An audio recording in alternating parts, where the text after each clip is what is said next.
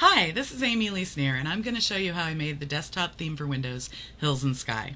What you're not seeing is the part where I taped down the paper and sketched in the hills and brushed the edges with liquid masking fluid, mainly because that part's a little boring and a lot of waiting for the fluid to dry. What I have here is a sheet of Strathmore Wind Power watercolor 140-pound cold press paper. It's been cut to size and the design is laid out so that it will fit to screen on any aspect ratio. I'm doing a wash of late afternoon, early evening sunset colors. And down at the bottom edge, I'm going in with a bit of a napkin and some brighter yellow to make that edge really glow. Once that's dried, I removed the frisket. I did a jagged masking along the outside edges for a more interesting edge. One of the things I used when sketching this out was a guideline to make sure the hills were more or less even across the design. So of course then I had to go in and remove the guideline. Now ideally I should have removed it before I put the frisket on, but I got distracted setting up the camera and left it there.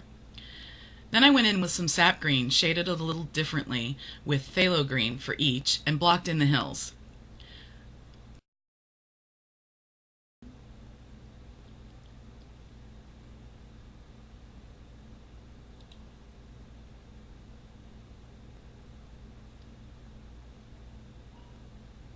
Once the hills have dried, I take a 5-point nib Copic multiliner and outline the hills.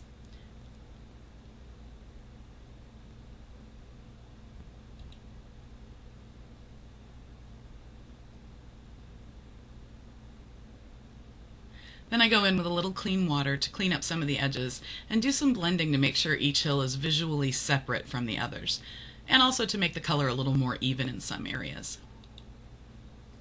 Then I signed it, scanned it in, and did a little edge cleanup to save for the wallpaper. Then I move on to working on the icons. Now I'm just going to show you the trees, and this is basically how I did all the elements, but you can get the process just from watching me do the trees. Since the whole set includes 19 new elements for icons and 3 icons from the Celestial Ditzy set, plus the wallpaper, work on this took me about 13 hours straight through. So editing of the process was essential to making this short enough to be useful as a video.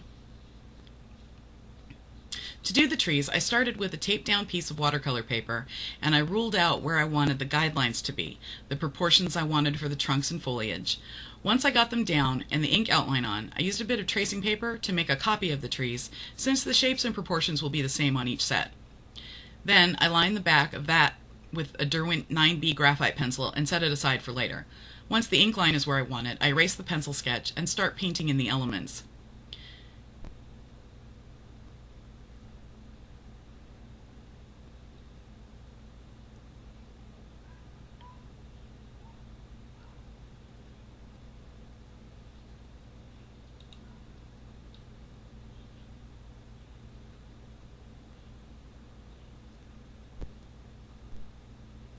Then I set that aside to dry and transfer the trees onto the other 3 pieces of stock. I'm using a black edge Rexel pencil to burnish because it has a nice hard flat edge that won't score the paper, and it leaves just enough lead on the tracing paper so I can see where I'm going and if I missed a line.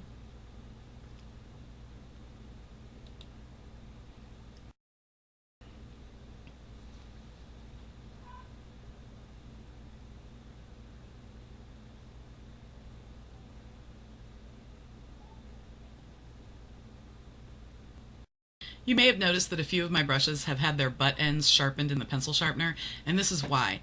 It's a good tool for doing small dots of liquid masking fluid. Here I'm masking out small areas that will be blossoms on the spring trees. I use the point for some and a small brush for others to vary the shape.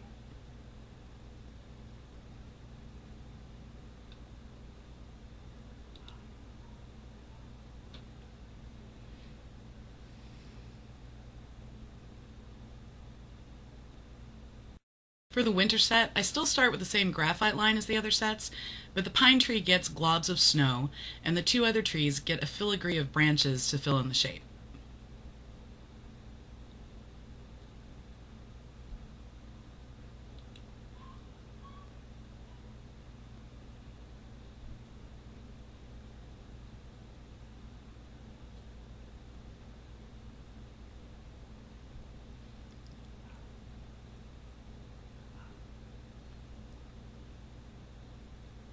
Here I go back in with the masking fluid to block out some little snow patches.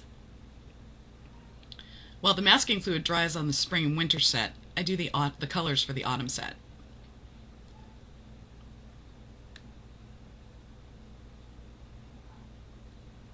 Now, only the first set was taped down because I needed it level and straight to make the first set of trees the proportions that I wanted. Since these are not going to have a background or get especially saturated with paint, therefore are not really in any danger of buckling, the rest really don't need taping down. So now I've got the color on the autumn set. I'm going to set that aside and do the first wash of color on the spring set.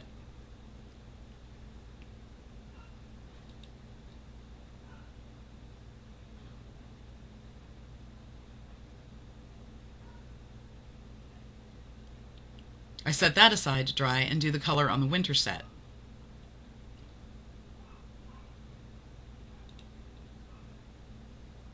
Then while the winter set is drying, I remove the masking fluid from the spring set and put the color on the blossoms and the pine cones.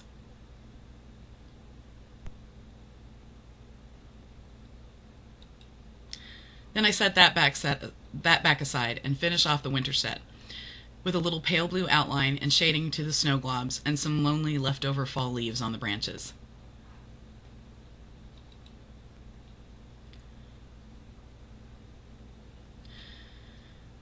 Then I erase some wandering pencil marks and sign each one, and there's all the different trees for the icons.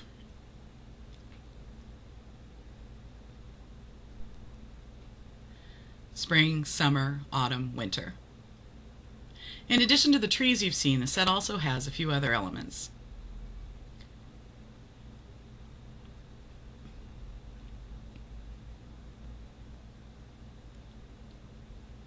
There's a little red bird animated cursor, a house for on one of the hillsides, a cloud, a sun, a moon, a star for sky icons, and an apple tree for the recycle bin that has apples when it's full and no apples when it's empty. So that's how I made this hand-painted desktop theme. It's available for digital download on the Craftstar. Thanks for watching!